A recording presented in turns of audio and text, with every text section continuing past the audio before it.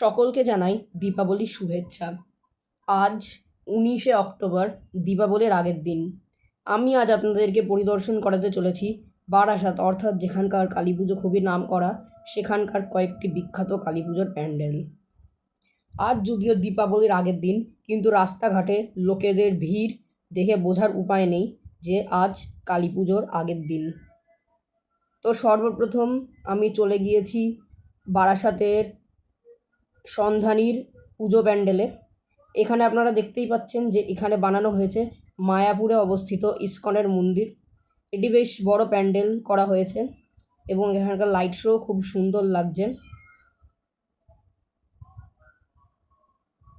বাম দিকে একটি ছোট জায়গা আপনারা নিশ্চয়ই দেখতে পাচ্ছেন, সেইখানে জগন্নাথ এবং সুভদ্রাদের মূর্তি রাখা রয়েছে।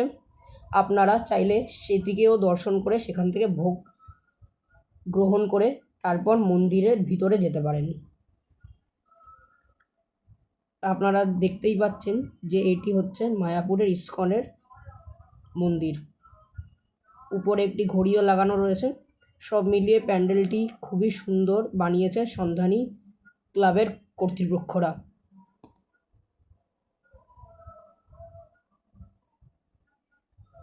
ভেতরে আপনারা প্রতিমাকেও দেখতে পাচ্ছেন।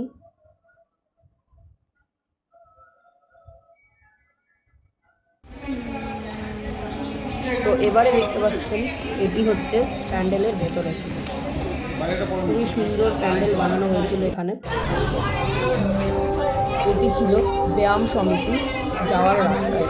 খুবই সুন্দর একটি লাইট শো প্রদর্শন করেছিল ব্যায়াম সমিতি, এবং এটি হচ্ছে ব্যায়াম সমিতির পুজো। সামনে একটি পুকুর অবস্থিত রয়েছে এবং তার পিছন দিকেই রয়েছে ব্যায়াম সমিতির বিখ্যাত পুজো। এটি হচ্ছে প্যান্ডেলের উপরে একটি ঝাড়বাতি দেওয়া রয়েছে এবং একটু এগিয়ে মাঝে গেলে রয়েছে কালীমার মাতৃ প্রতিমা। এখানেও খুব সুন্দর ডেকোরেশন এবং প্যান্ডেলের হাতের কাজ করা রয়েছে। আপনারা দেখতেই পাচ্ছেন উপরে অনেক লণ্ঠনও জ্বালানো রয়েছে।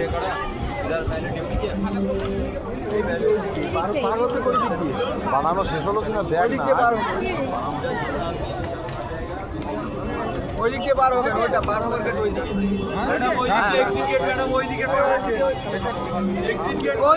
আপনারা দেখতে পাচ্ছেন মাতৃ প্রতিমাটি।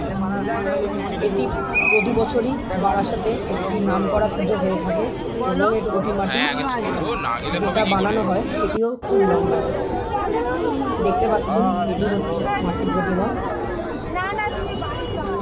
নিচে মহাদেব শুয়ে আছেন এবং উপরে দাঁড়িয়ে আছেন স্বয়ং মা কালী।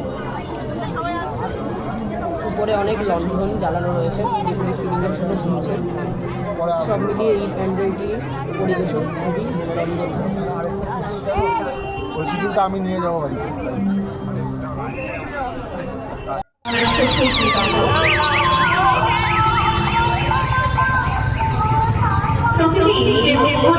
আমরা দেখি কত ভাবনা করে তাদের চোখের সামনে দেখা যায় বলুন। সকলে মনে একবার ইচ্ছা থাকে পৃথিবীর ওপারে যে মানুষগুলো আছে তাদের আশীর্বাদ পেতে, তাদের কাছে যায়, তাদেরকে চোখের সামনে রেখে রেখে ঠিক সেই রকমই কিছু মানুষ।